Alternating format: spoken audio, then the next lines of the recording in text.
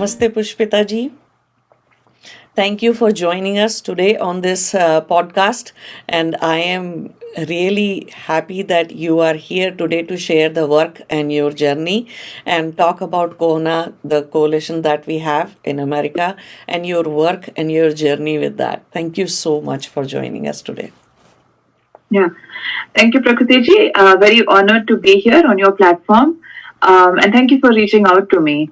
I am very excited to be talking to you and all of your followers today. So, my namaste and my sincere pranams.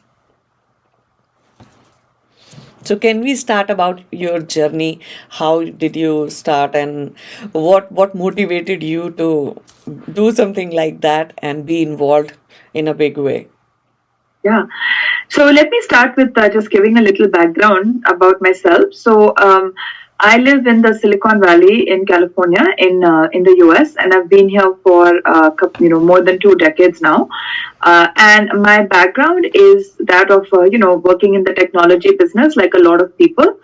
Been here for 2 decades doing that, working for a different but my background is not on the communication side because I trained as a journalist. So my focus really is I write, I research, I educate, and I call myself a storyteller because I think ultimately humanity is about stories, right? And we all remember the stories that we have heard from our grandfather, from our parents, the stories we remember from our trips with our friends, from our time with our family. So communication is so much about story, and our dharma is also so much about stories, right? We were the original kathakars and sutradhars. Yeah. So I think life is all about stories, and that's what I'm here for. And today I'm very happy that while I spent a lot of my time working in the technology business, now I'm using some of that same passion and really talking about the country we come from, which is Bharat, the dharma we belong to, Hinduism, and the role that we all have in this ecosystem to make sure that these beautiful traditions that we inherited live on for more generations, so that the generations that follow us have the same wealth of choices, Correct. beauty, and joy to choose from that we all had. And that is also partly why I do what I do, because I firmly believe that anything good needs to be nourished, protected, and sustained. And so, we've all benefited from being part of the grand dharmic tradition that came to us from our ancestors. And we all need to do our bit. I mean, we owe a debt to keep it going for the future generations. Awesome. So tell us something about this KONA and your role in it, and what is it that you guys mostly deal with? Right. So KOHNA stands for the Coalition of Hindus of North America. And, very simply, we describe ourselves as a grassroots advocacy and education organization. And people are like, what is grassroots? What is advocacy? I think they get the education. Yeah. So education, I'll start with a very simple, right? So I talked about stories, right? And there is this popular saying that if you don't tell your story, somebody else will be telling it for you. And I think Hindus the world over, including in India, have come into this strange situation where we are not talking about ourselves, we are having other people talking about us. So that is the first step in education, that you need to talk about yourself, you need to own your narrative, and you need to be the one telling it. So that's our education piece. Advocacy is basically, again, we live in the United States and Canada. Those are our two focus areas, countries. And in both of these countries, and I think in Australia, in India, in UK, everywhere else, right? These are democratic countries where a lot of the policies, rules, traditions that govern you assume that you are out there speaking for yourself, advocating for yourself. Yeah. And the processes are built to function in a way that if something is being said about you, you should, if you agree, that's great. If you don't, then you talk about it and you advocate. And when we don't do that, we end up in a very strange situation, which is where I think a lot of us are. And then you end up in a situation where you are trying to explain yourself constantly, you are trying to battle laws and policies that don't work for you. And so we are firmly about the need that we need to speak for ourselves. And, while we thought this was the case, over the last few years, I think I have spoken to the officers of maybe, 80 to 100 lawmakers at whether it's city, state, federal, right? And in US and Canada. And surprisingly, people are generally happy to hear from us because in a democracy, people want to hear from the people, they won't agree with you. I'm not saying that when we show up, suddenly miracles happen. Yeah. But very few people have not given us an open door to talk with us and said, "Oh, we are happy to hear from you because this is not a group that we normally hear from." And that has been surprising because I live in California, which is home to some of the biggest Hindu communities. So I think there is the need of advocacy, the need to speak up for yourself, the need to tell your story. And that's a formal process that one has to participate in. So that's advocacy. Grassroots, what does it mean? Grassroots means that everyone has a role to play, right? So this is not something where, we can just outsource our work. Yeah. So we have to do our own work ourselves, and everyone has a role to play because, see, if you think about it, you are part of many communities. I am part of many communities, right? We might be a parent, we might be a child, we might be a professional, we might be a parent in the school system, we might be in the Rotary Club, we might be in a, art club, whatever, right? So we all wear multiple hats in our lives. And in each of them, believe it or not, we have a chance to create an image or perception about ourselves, our dharma, and we do that either consciously or unconsciously. So why not try to do that more consciously in ways that are benefiting, both ourselves personally, but also our community and our larger dharmic viewpoint. So the very important thing that you just mentioned is that whenever you are walking anywhere and you are living, just simple living, anywhere in any country, when Indians are doing that, especially Hindus are doing that, actually they do not understand that they are representing a country. They are representing the education, the culture, everything. Whether, no matter how good your American accent is or Australian accent is or your UK accent of your English is, doesn't matter how much westernized things you have, people will still put you in the box of that you are an Indian and you are a Hindu, so you better accept it. And you accept it and start becoming conscious representation.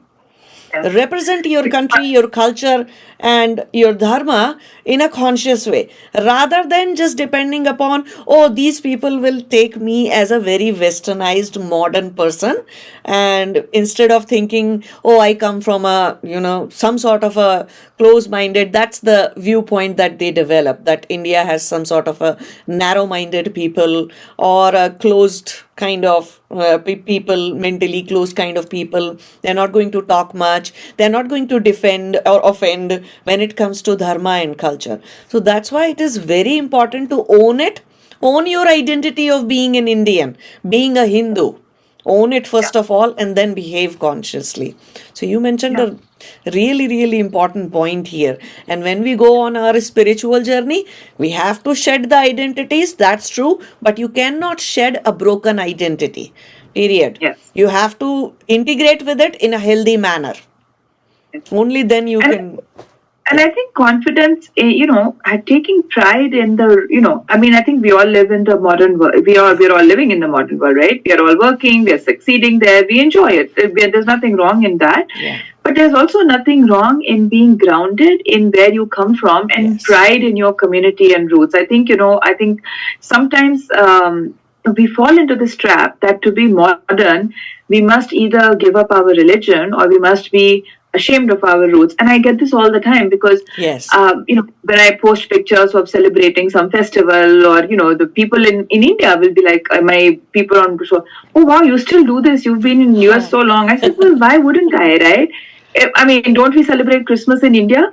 So it's not that, the United States is one of the more religious countries in the Western world, actually, Yes. which people don't realize. I think we grow up with Hollywood and we don't realize that Yeah. this is one of the more religious countries. Freedom of religion is a bedrock foundational principle of here, and people take a lot of pride in who they are, and there are a lot of protections in the educational world, in the legal world, in the policy world, for making sure that your religious identity is not compromised. And that is not necessarily bad. I mean, because you being religious is not making you, it's not trampling on the rights of anybody else, right? It's who you are. If I want to celebrate Diwali, if I want to do a puja every day or every week, or go to the mandir, or wear tilak or bindi or anything, those are expressions of my identity, my traditions, and they are not in conflict with who I am and with anything else that we need to be.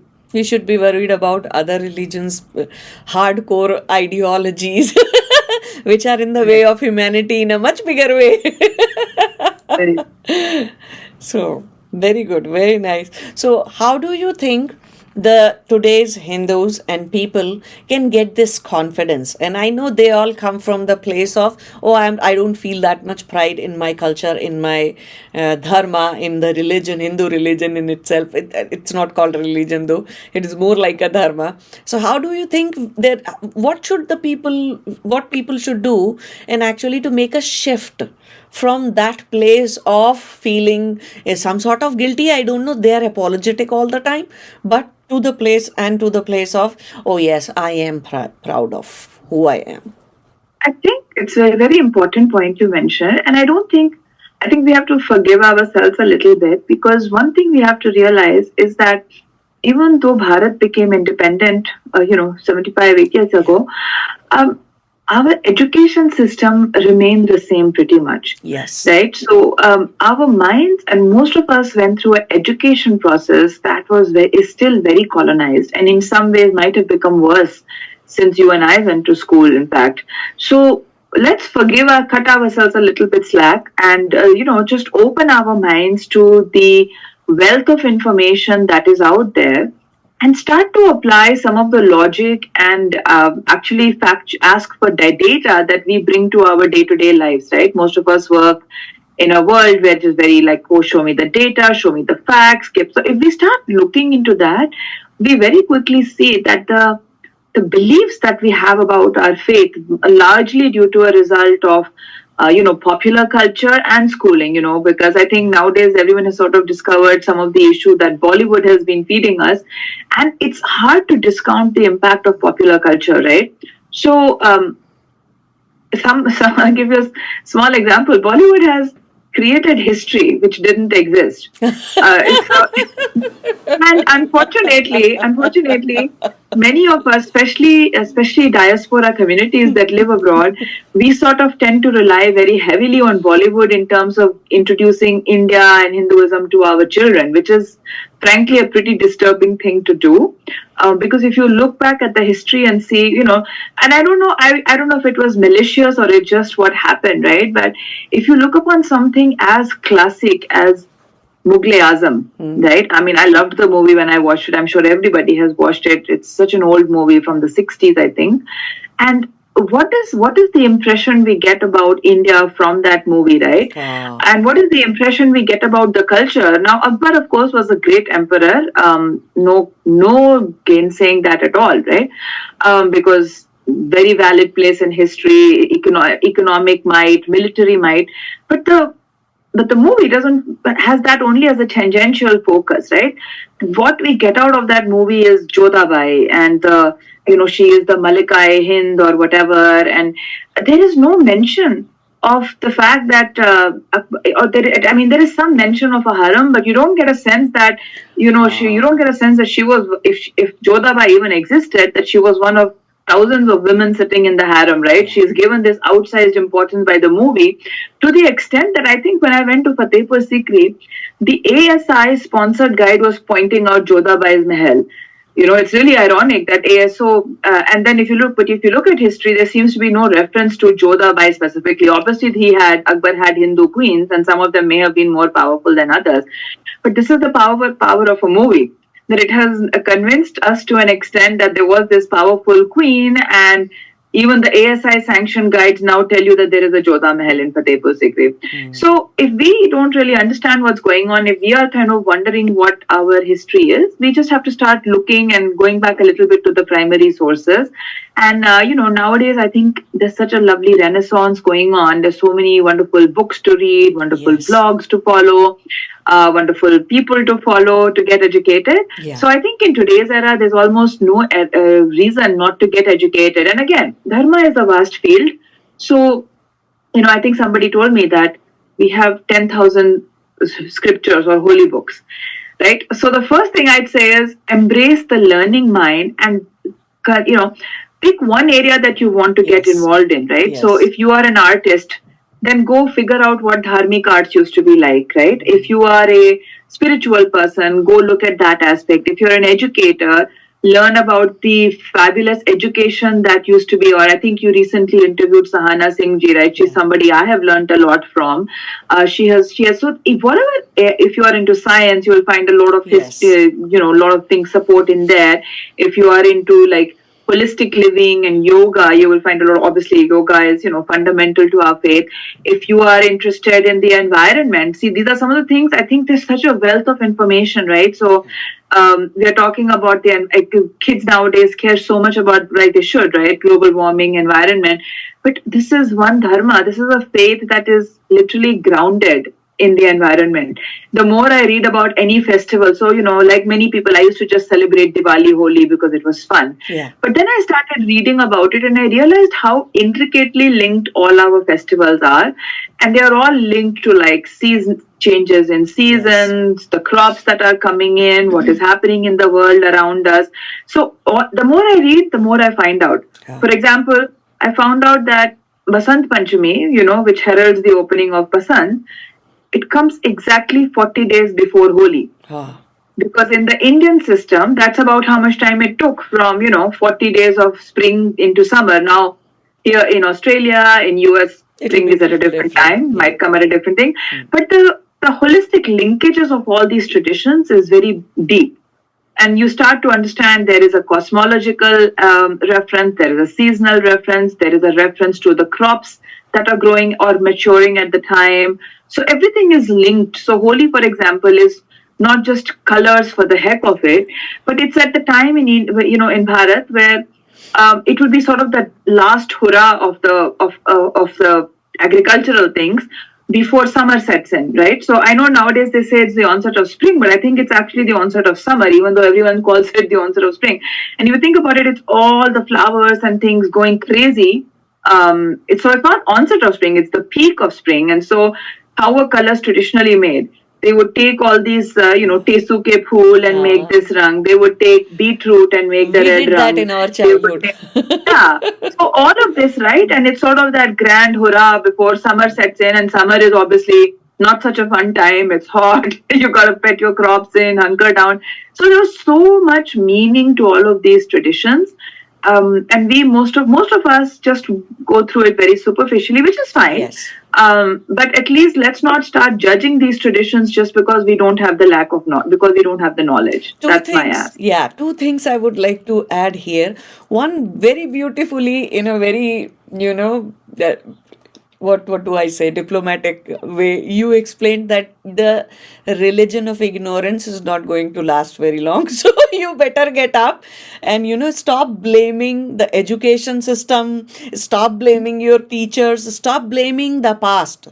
And Right. just take charge of that. Information today is available in so many ways, in so many platforms. Never before ever we ever had this kind of a information or educational revolution that we are having as Indians today, especially on the Yeah. podcast platforms and in the form of books, books about history and things being written by those who have not been the mainstream historians and everybody. Another aspect that people need to understand is whenever West will pick up the festival from East, it will cut down, strip it down from the entire sacredness and the relevancy to your life. Actually, the connection to life is severed in anything that West will pick up. So this Holi has become a huge business called as Color Yeah. Festival, where Yeah. you are just raking the environment, you are spreading colors at the times when you should not be doing that. It's in a spring, it's fine, in every time it's fine, but you are doing it without even caring about there is no mention of solar cycle, moon cycle, or any relevance to any. You're not adding anything to the climate or anything, neither you are doing anything to benefit your own human life. So no life is being benefited through that. So we need to be aware of, okay, we are taking part in Color Festival. So it is our job to inform people, especially those who are Westerners, that look, Color Festival and Holi are not the same thing. They Yeah. are totally opposite of each other. I think you bring up an excellent point, which I think is very important for. There's two things happening with our festivals, right? One is, and they're both bad. So one is the commercial exploitation of our festivals, right? And so Holi is the perfect example. Where I live, color runs are very popular and have been for a decade now. Color run is a typical colonial exploitation of an indigenous tradition, right? Where they take something, they completely cut it off from the roots, because when you Yes. see a color run, if you just saw pictures of a color run, you'd think it was a holy celebration, right?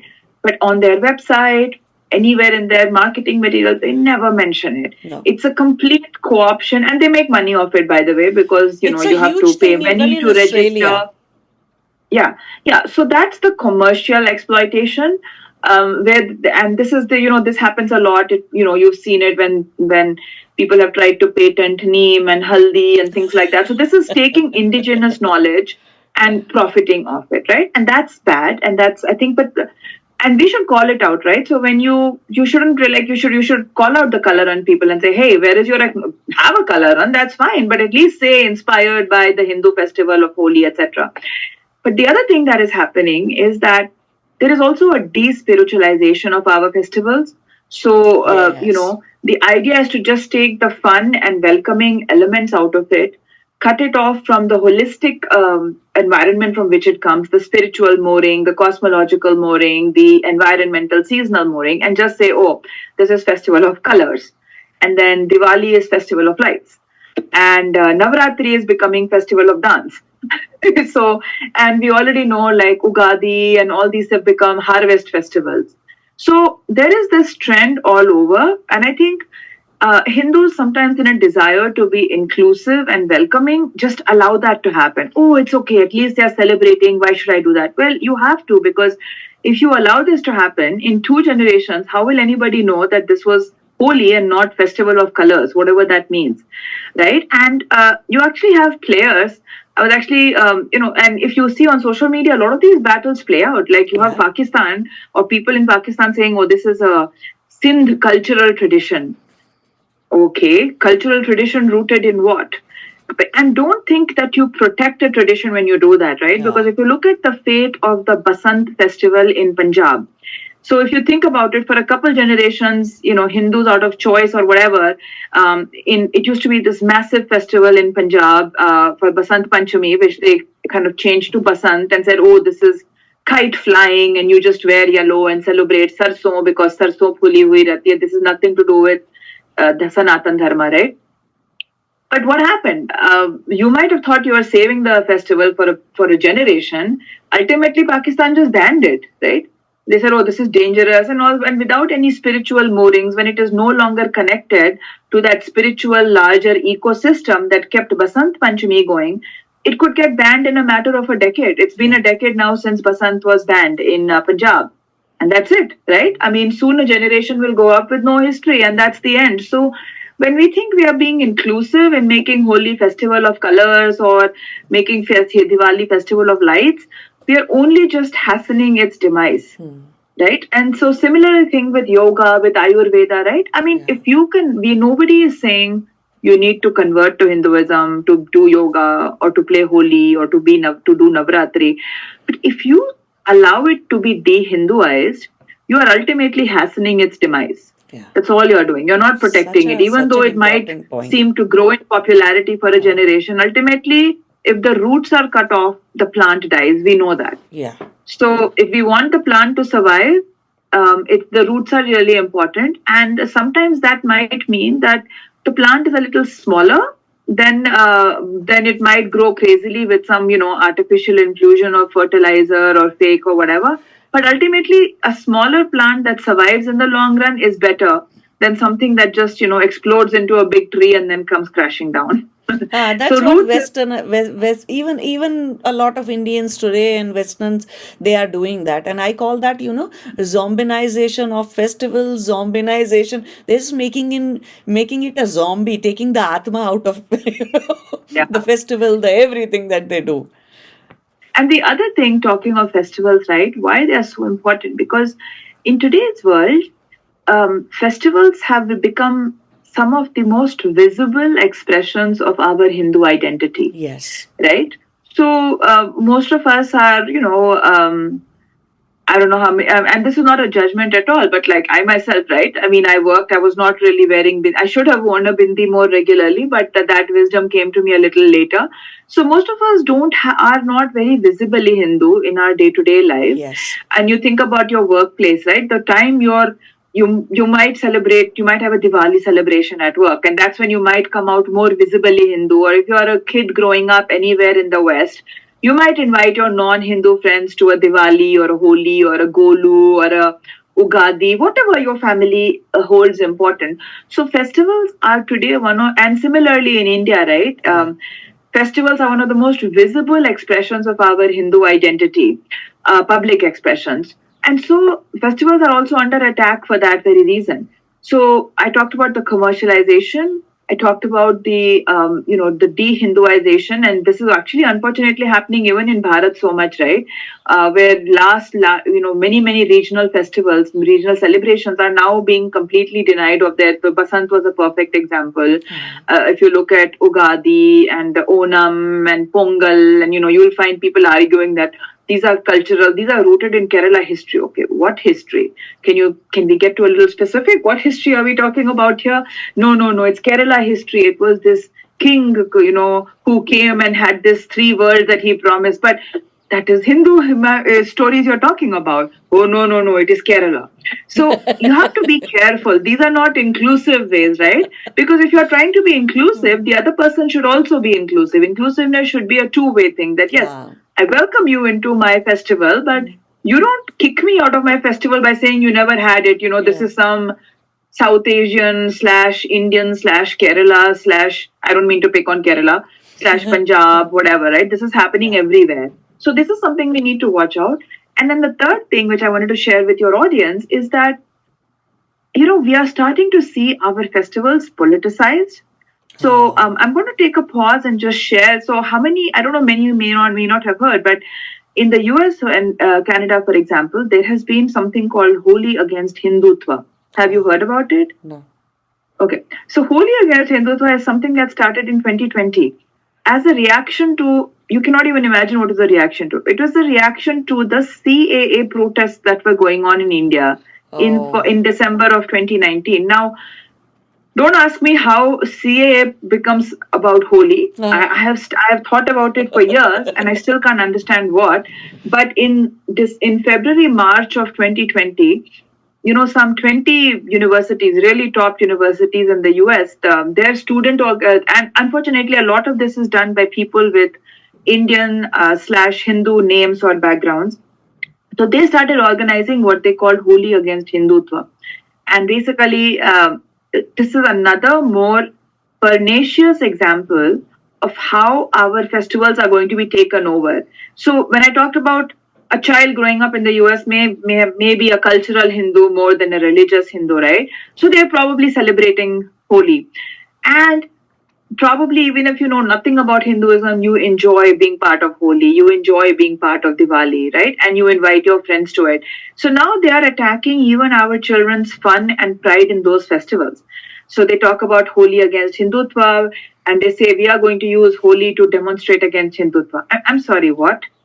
What does Holi have to do with Hindutva? Holi has a historical track record of 2,500 years old, right? I mean, his stone inscriptions dating back to that era, references in different Puranas to Holi that are, thousands of years old. So, whatever your issues on modern day Indian ideology might be, why are you taking my festivals for it, right? Yeah. Have you heard about a Hanukkah against something? Have you heard about a Christmas against white supremacy? Have you heard about a Eid against ISIS or something? No. And you should not. I'm not saying you should, right? Oh. Because every religion Has its has own its festival. sacred festivals, Yeah. and those festivals have thousands or hundreds of years of history, and nobody should be allowed to politicize those.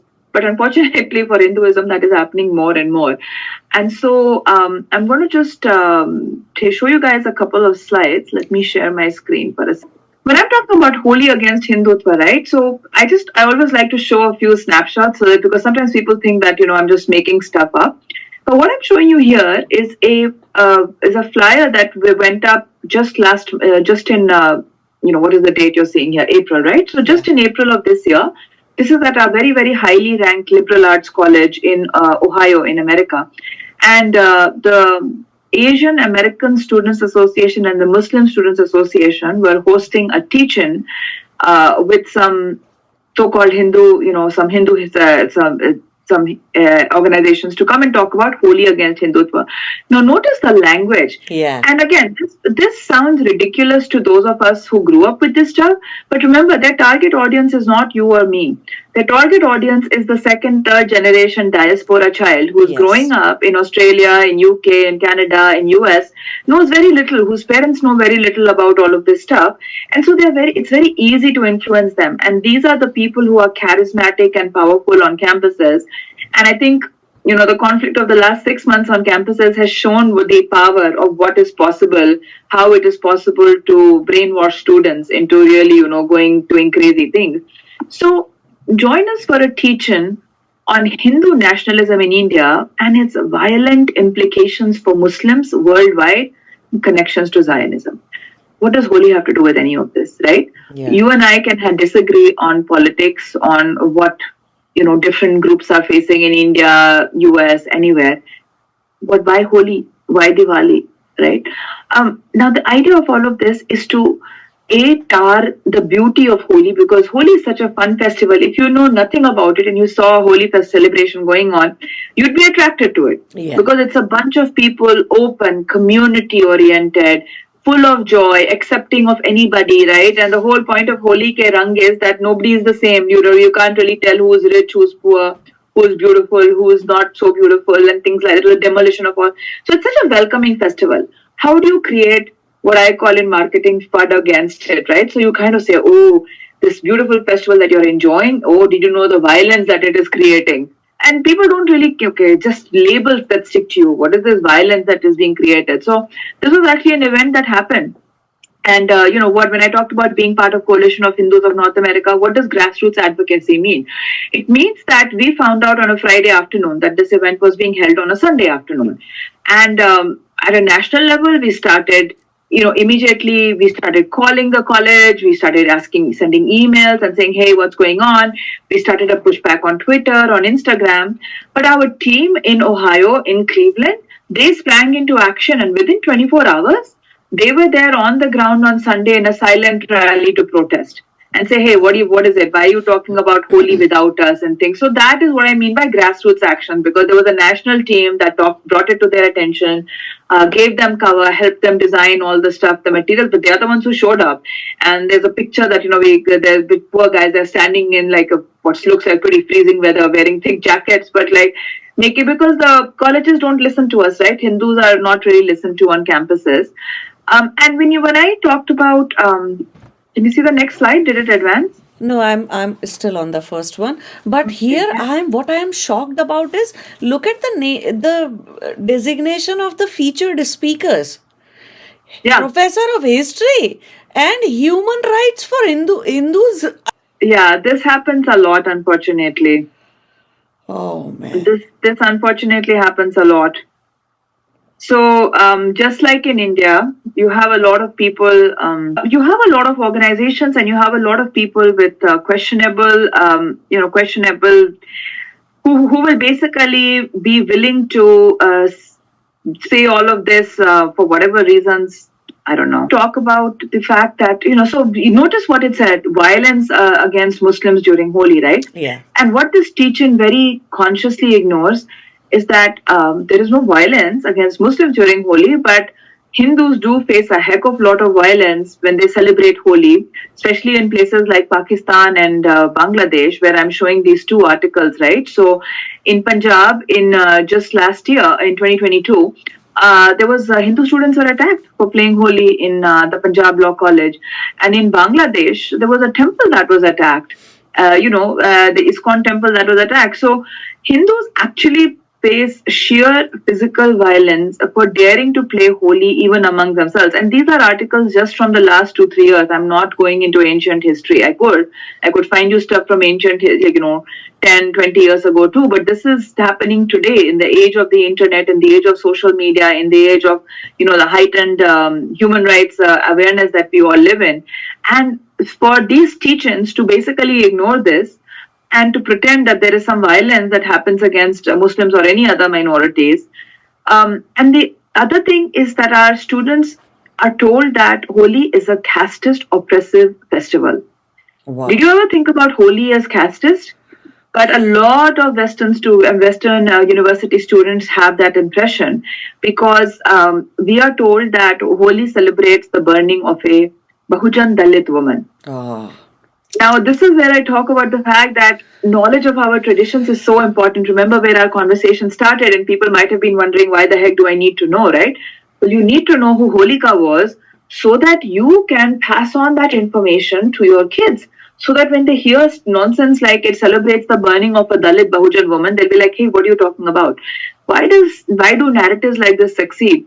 Because a lot of us don't know who Holika is. I can't tell you how surprised I was to realize this, that my own contemporaries, people from India, sometimes everyone knew Holika Dahan, right? Yes. A lot of people didn't know who Holika was. Yes. I was like, are you serious?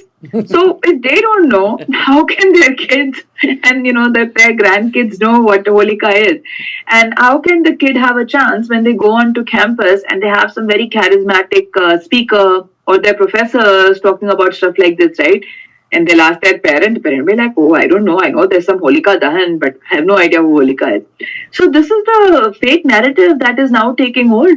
I always get into that, okay, I don't know we don't even need to get into the lineage of who Holika was.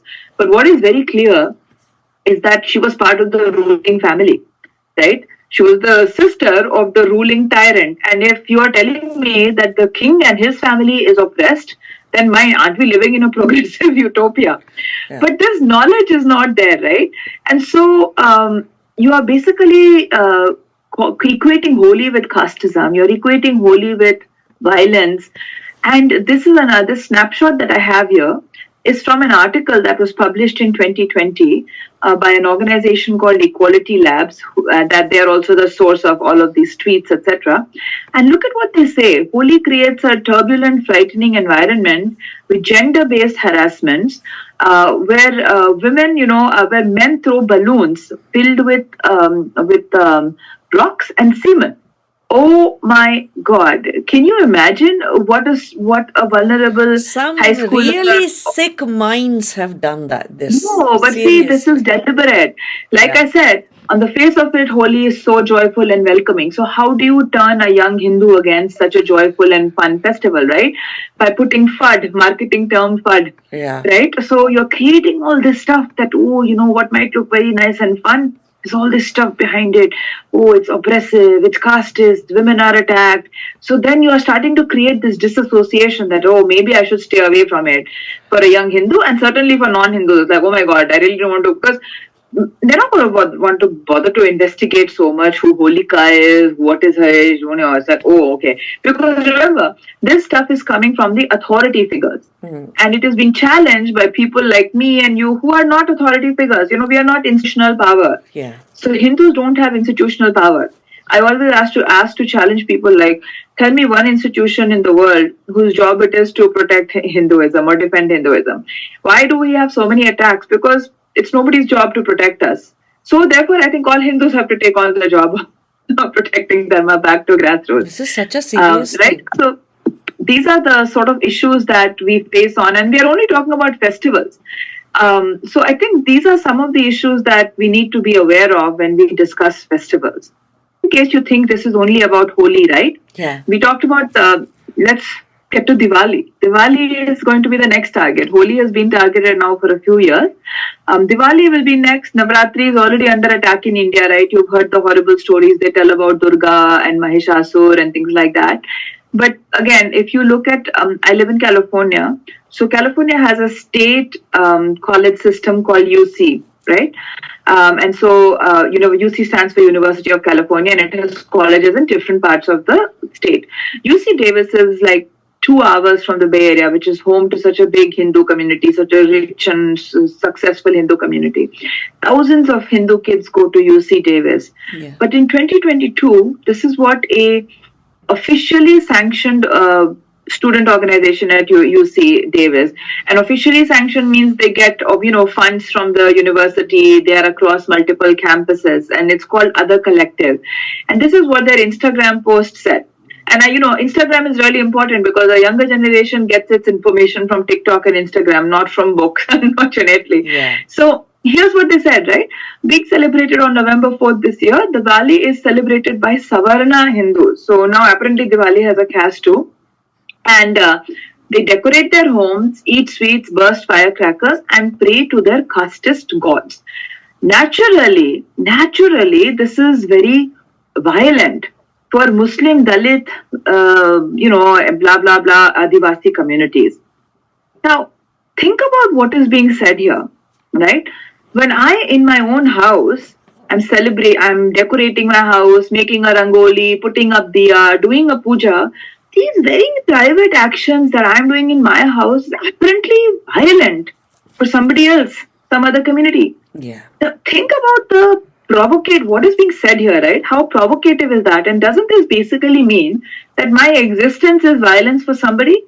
Like, as a self-effacing Hindu, what can I do here, right?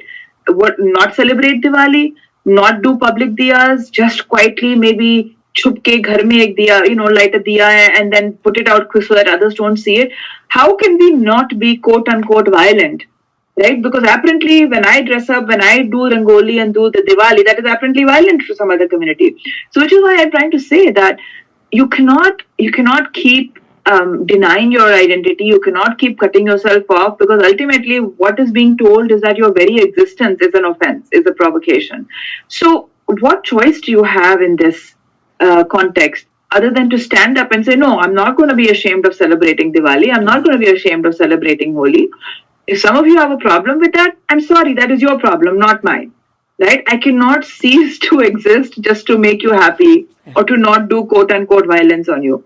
And this is, these things always happen slowly, right? It's not that one day we are doing a big Times Square Diwali and the next day it's not there. No, this happens generationally. Yes. And so if you see the generational loss that is happening, that's pretty staggering. And I think that is why Hindus the world over, including in Bharat, really need to invest time in understanding and learning about our traditions. We really need to learn and invest time in passing on those traditions and not being apologetic for them, because I really don't know why they are so apologetic. Serious. This is really serious, and this is actually making me think that if all these foreign big universities and Ivy League colleges that we talk about, if they become the center for ignorance or propaganda, then in future, very soon, people will start, the real brains will start shying away from even going to America and to these colleges. And then 10 years from now, America will become a place where only ignorant fools live. Period. No, the competitive edge that America had since last so many years by hiring the best brains from the world, that is going to go away. It'll become a complete ignorant and foolish place of foolish people living there. And the propaganda people against whom other countries and cultures will actually have to take a very serious action. See, I wouldn't be that confident, because I think I think what's happening here gets to the rest of the world very quickly. And so I'll give you a small example of swastika, right? So for two generations, we Indians have sat happily in India thinking that, well, even if the West misunderstands what swastika is, we don't need to care, because how can you stop us from using swastika in India? Okay. Now, I ask everybody in Bharat to do a Google search and see what does Google India define swastika as, right? So let us not have this thing that we live in a very interconnected world. So and you can forget Bharat. Look at what happened in Japan. So in Japan also, the swastika, they call it manji, and the manji is very sacred to them. And it was in Google Maps used to show monasteries with a manji. Okay, so when you did Google Maps, it would be full of, in Japan, it would be full of swastikas because it was showing you monasteries. And when Japan got the contract to do Olympics in 2020, in 2017, 2018, there was a discussion going on that, what will happen? All these tourists will come and they will look at Google Maps and they'll be so horrified to see swastikas. So Japan needs to change. And I was very hopeful at the time that, Japan is such a developed country. Why should they will use this as an opportunity to teach people that, guys, manji is not the Nazi symbol. But as it happened, 2020 Olympics happened in COVID, so it wasn't this big deal. But ultimately, unfortunately, Japan ended up changing its symbol in Google Maps. Wow. So I would not count upon the fact that, USA is going to become this or that. You have to, why are the thousands of employees in Google India not bringing this up to Google? Even today, if you type in so I'll give you a small example of how the world we live in matters, right? So if you want to translate, whether you are in Bharat, Australia, UK, anywhere, you're going to go to Google Translate, right? If you do a German to English Google Translate and you put in the word Haken, it will give you the word hooked. If you put in the word cruise, it will give you cross. Put in the word Haken cruise together, and the German to English translation will spit out the word Nazi swastika. This is modern cutting edge technology I'm talking about, right? So let's not think something will decline or technology will fix it, because technology and AI, I'm going to show you one more slide on AI, will actually make the problem worse, because all of these engines depend on what already exists. And why do I bring up this word Hakenkreuz? Many in your audience may not know about it, but Australia, around 4 or 5 years ago, we started a campaign to help people understand Hitler never used the word swastika. Everyone is shocked when we say that. Yeah. Most people are shocked, right? But in 4 or 5 years, a small band of volunteers, because KONA is mainly a volunteer-based organization, full of people like me who want to make a difference, right? We have managed to stop laws that would have banned the swastika as a hate symbol in 3 different US states, New York, New Jersey, Maryland, and in California. We were able to change the law so that for the first time in California law, it actually recognized the word Hakenkreuz, and it specifically made exemption for swastika when displayed by Hindus, Buddhists, and Jains. And I think the swastika is a wonderful example of why you need grassroots advocacy, because even though California is home to 40% of America's Buddhists, the lawmakers here had no idea that swastika even had an alternative meaning. It's really surprising. You think in an age of Google for such level of ignorance to thrive, but it's there. And it's there because we have not bothered to go out and tell people that, listen, we have nothing to do with Nazi Germany. Hitler never used the word swastika. This symbol is a global symbol that goes by many different names. And you just have to tell people that just like they distinguish between, the burning cross of the KKK and the sacred cross found on a church, you can distinguish between Hitler's symbol, Hakenkreuz, and the Hindu swastika or the Japanese manji. But we have to make that effort, right? It's our job. It's nobody else's job to come to our house and say, oh, okay, what is it that is bothering you? That's never going to happen, right? And nobody can fix it for you. not the Indian consulate, not the Indian government. It is our job to go talk to our city mayors, our city councillors, our state representatives, our federal people.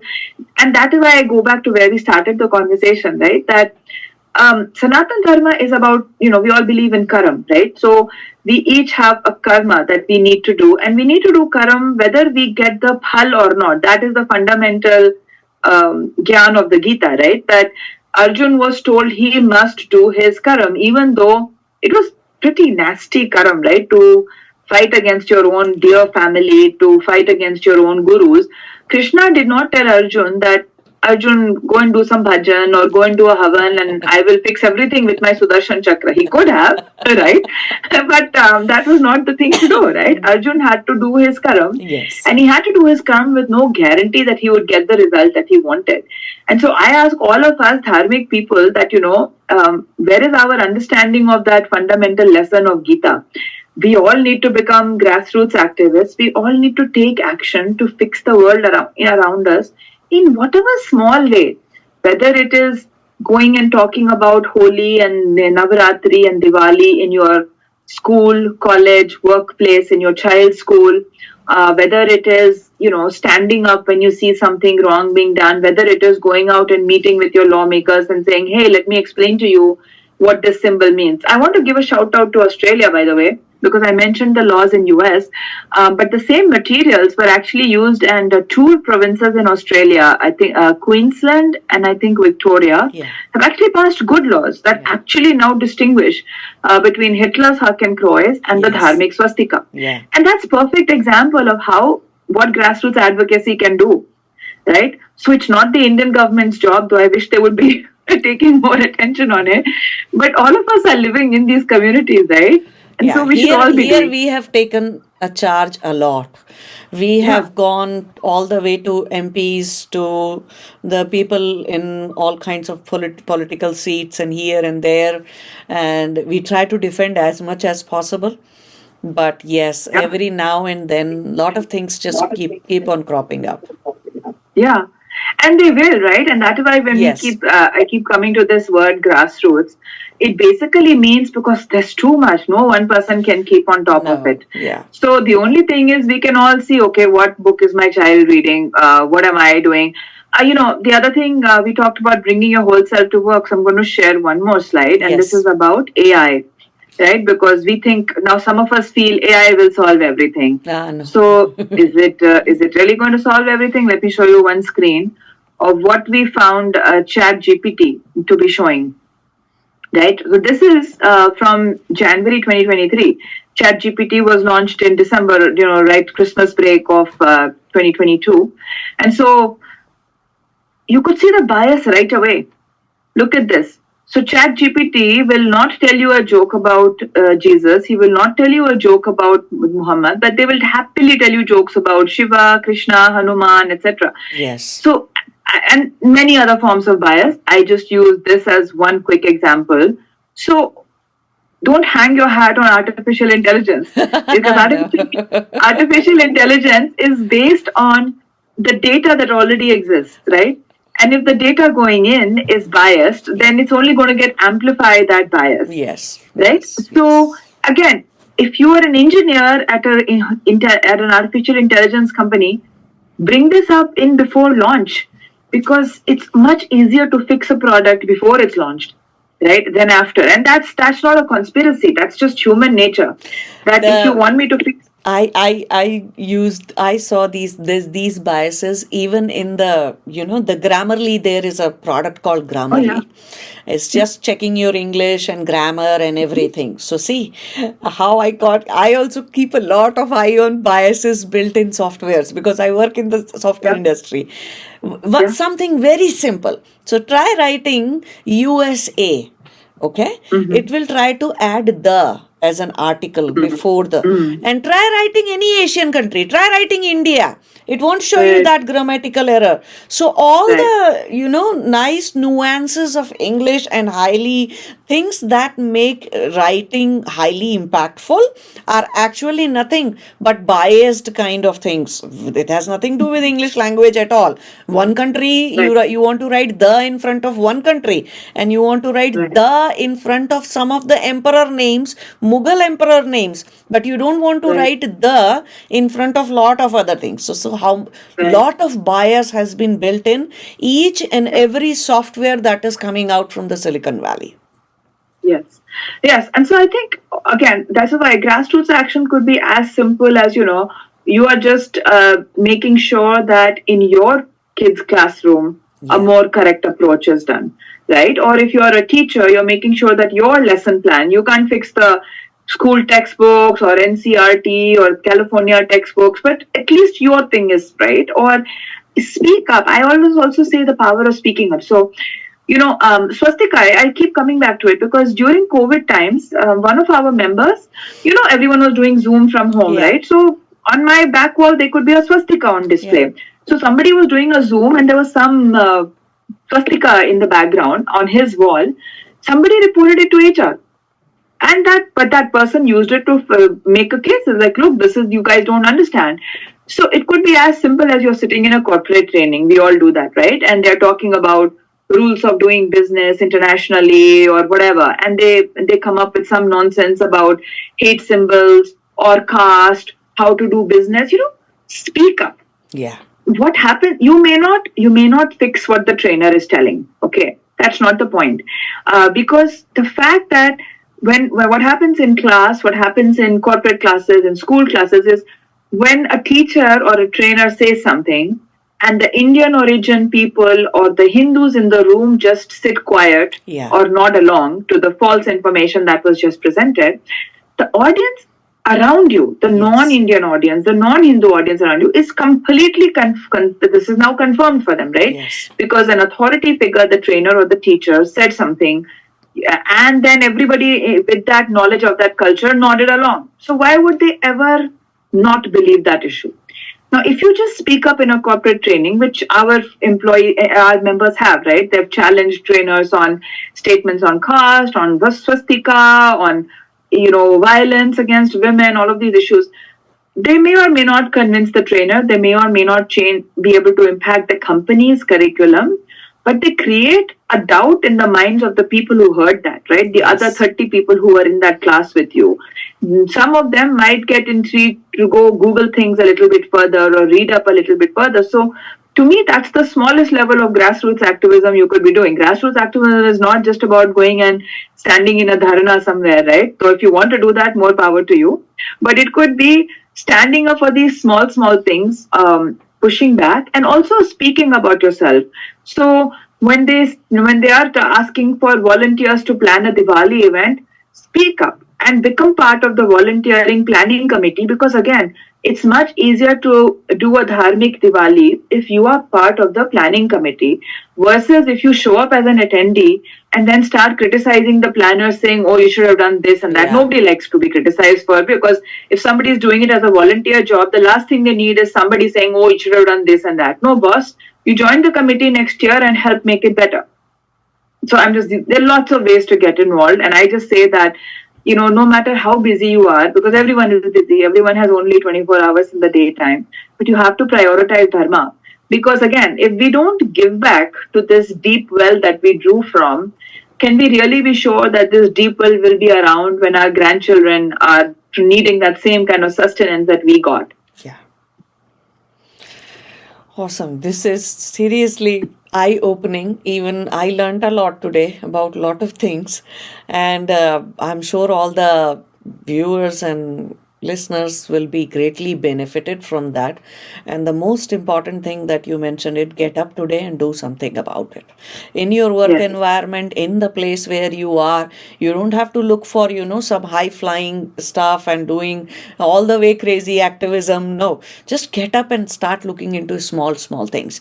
And even before you do that, first of all, just stop blaming the past, stop Mhm. blaming your teachers and education system and this and that. Just get up and read books and educate yourself, Right. and then start Dharmo understanding. Rakshiti, Dharmo Dharmo Rakshiti Rakshati Rakshita, Rakshita. right? So, Yes, yes. our ancestors told Yeah. us that very clearly. Yes. Thank you so much today. Thank you. This was really wonderful and really needed. And Kona may not have a branch. I don't know if you guys have a branch here in Australia or not, but we No. definitely need something like that here as well. It's a Yeah. challenging task working with this separate kind of small groups and people, and nobody is able to come as one unit and say, okay, here is the institution that protects dharma, Hindu dharma in this country. So that Mhm. hasn't happened yet. So I'm sure we'll do some more podcast on these. Thank you so much, Pushpita ji. Thank you. Namaste. And all I would say is there's so much education. So before jumping into action, Yeah. just educate yourself so Yeah. that your action has the desired effect. Not Yes. sometimes we just jump in and but like you said, books. However you like to get information, right? Videos, podcasts, books, internet, all of them, and support people who create, who are Yes. working. I think that's the easiest thing to do. Also, sometimes I understand people are way too busy because there's something in your life going on that happens. Just support other people's work till you are ready to get in and do something yourself. That is the other thing because हमारी तीनों देवियां साथ होती है ना. Our three devis are together. Lakshmi, Saraswati, Durga. They all it's a Trimurti. They need each other. Yes. Very nice. Very nice.